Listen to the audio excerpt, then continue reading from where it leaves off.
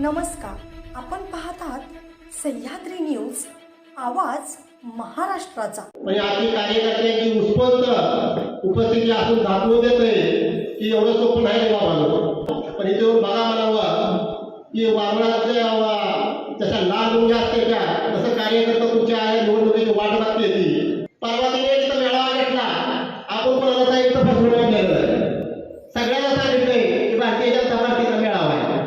तिने बायका आणल्या की बचत गटाचा मेळावा आहे, शासकीय मेळावा आहे, तुम्हाला ही मिळणार आहे, तुम्हाला ती मिळणार आहे, अशा करून माणसं तिने गोळा केली। पार्टीचा आपला कार्यक्रम आहे, जिल्हा परिषद मतदार गटाचा आपण हा कार्यकर्त्यांचा मेळावा घेतलेला आहे। असं फसवून किंवा काही वेगळं थोडं सांगून असं काही केलेलं नाही। आणि ती जर उपस्थिती पाहिली तर आपला विजय हा निश्चित आहे। त्या विजयाच्या निकालानंतर साहेब माणसाची एक मरगळ असती की वाटत होतं इथं काय होणार काय नाही, का त्यांना असं सोडून द्यायची, अशा अनेक उलट्या सध्या चर्चा होत्या। म्हणजे आपली कार्यकर्त्यांची उत्स्फूर्त उपस्थिती असून दाखवून देते की एवढं सोपं नाही बाबा।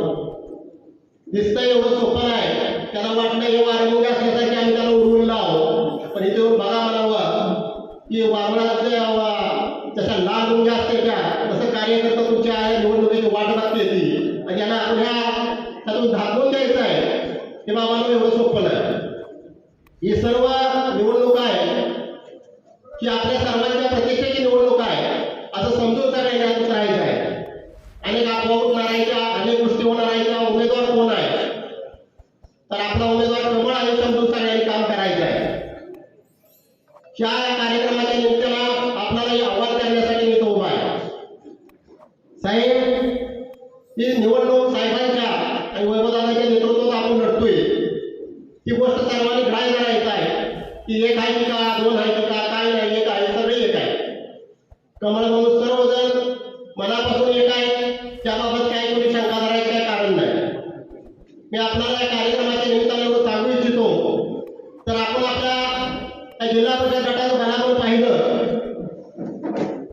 आणि प्रत्येकानं जर मनापासून ठरवलं तर मोठ्या मताधिक्यानं आपला विजय होणं फार अवघड नाही। फक्त इथं आपण उपस्थित आहे कार्यकर्त्यांनी जर मनात घेतलं तरी आपला विजय हा नक्की सुकर होणार आहे।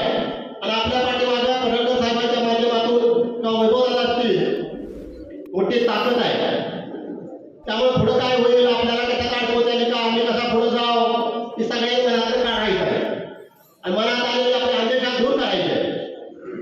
प्रत्येकानं जर असं ठरवलं की आपण जिंकायचं आहे, प्रत्येकानं आपल्या गावातलं निम्यापेक्षा 50 मतं जादा घ्यायचं आहे, एवढं ध्यानात ठेवायचं। पण 200 घेतली 500 घेतली तर चांगलंच आहे, पण सगळ्यांनी मतं घ्यायची आहे तर नक्की घ्यायची आहे।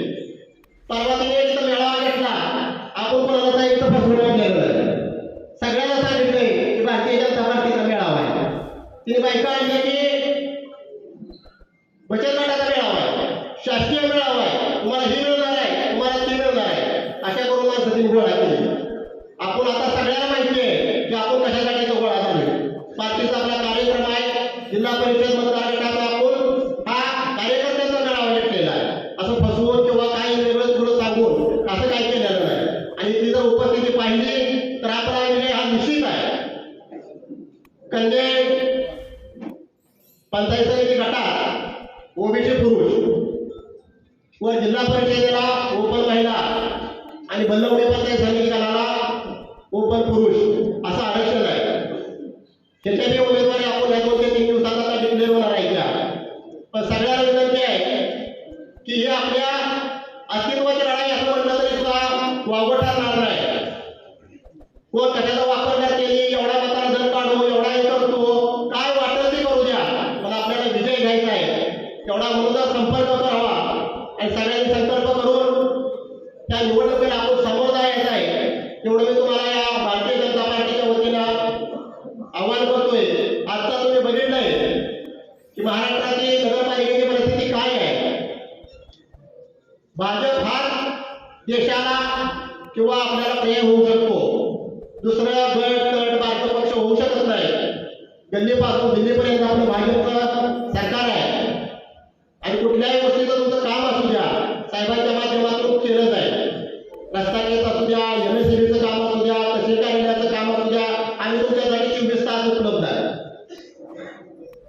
कुठल्याही गोष्टीला न भिता आपण सगळ्यांनी काम करायचं आहे.